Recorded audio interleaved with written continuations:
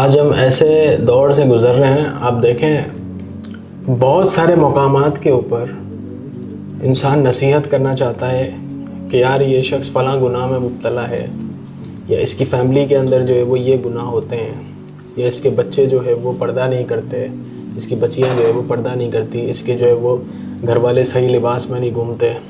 یا پھر اس کے گھر پہ جو ہے وہ موسیقی بہت زیادہ عام ہے، یا یہ جو ہے وہ سود والا کاروبار کر رہا ہے، یا یہ جو کاروبار کر رہا ہے وہ شرعی اعتبار سے ٹھیک نہیں ہے۔ آپ دیکھیں ہم اس دور کے اندر آ گئے ہیں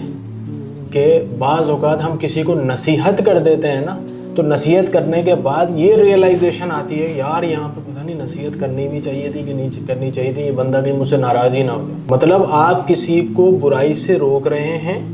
اور یہ بھی آپ کے اندر جو ہے وہ گلٹ پیدا کر رہے ہیں کہ پتہ نہیں اس آدمی کے ساتھ جو ہے وہ میرا اب تعلق خراب نہ ہو جائے کیونکہ میں نے اس کو گناہوں سے روک دیا ہے، اور یہ ہو بھی رہا ہے۔ کسی کو آپ گناہ سے روک رہے ہیں، ایک تو گناہ سے روکنے کا ایک پروٹوکول ہوتا ہے، آپ عوام کے اندر جو ہے وہ اس کے اوپر جو ہے وہ یہ بات نہیں کرتے، لیکن اکیلے میں بھی بات کریں تو لوگوں کو اس بات کا ڈر ہے کہ کہیں یہ بندہ مجھ سے ناراض نہ ہو جائے۔ جبکہ ایمان کے جو درجات ہیں اس میں سب سے ہلکا درجہ کیا ہے کہ انسان دل میں برا جانے۔ دل میں برا جانے کا مطلب کیا ہے؟ ایک تو آپ نے ہاتھ سے روکنا ہے کسی کام کو، اور ایک وہ ہے کہ آپ نے زبان سے روکنا ہے کسی کام کو، اور ہلکے میں ہلکا درجہ کیا ہے کہ آپ نے دل میں برا جانا ہے۔ مطلب ہم بالکل آخری والی کیٹیگری کے اندر، جو اب مسلمان ہیں نا، جو تھوڑا سا پریکٹسنگ مسلم ہے، وہ بالکل آخری والی کیٹیگری کے اندر لٹکے ہوئے ہیں اس کے بعد کہ بس دل میں ہی برا جان سکتے ہیں، اس کے علاوہ ہم کچھ کر نہیں سکتے۔ اگر ہم نے منہ سے کسی کو کچھ بول دیا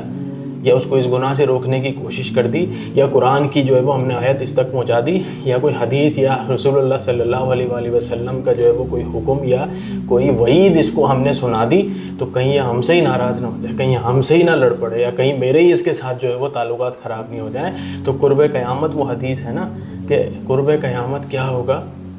دین پہ چلنے والا ایسا ہوگا، دین پہ چلنا ایسا ہوگا، نیکیوں پر عمل کرنا، عبادات کرنا ایسا ہوگا، دین کے مطابق اللہ تعالیٰ کے حکم کے مطابق زندگی گزارنا ایسا ہوگا جیسے کسی نے کسی کے ہاتھ میں